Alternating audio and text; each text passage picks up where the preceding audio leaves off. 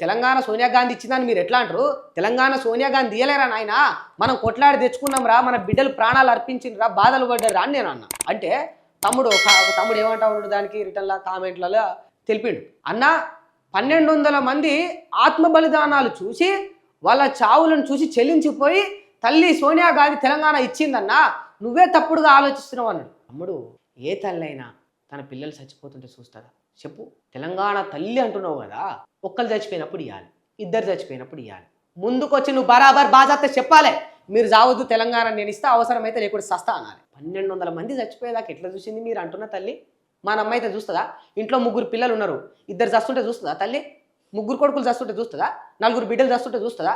ఒక బిడ్డకు చిన్న కాలుకు గోరుకు దెబ్బ తగిలిందంటే తల్లి పానం తల్లడిల్లిపోతుంది. తల్లికి వ్యక్తిత్వం అట్లా ఉంటుంది, తల్లి ప్రేమ ఆశ ఉంటుంది. 1200 మంది వాళ్ళు నిప్పంటించుకొని, వాళ్ళు తలకాయ రైల్వే పట్టాల కింద పెట్టి, వాళ్ళు ఉరేసుకొని, వాళ్ళు విషం దాగి ఇంతమంది పిట్టలు చచ్చినట్టు చచ్చిపోతుంటే చూసినావే తల్లి అవుతుంది. మాట మాట్లాడితే అర్థం ఉండాలి.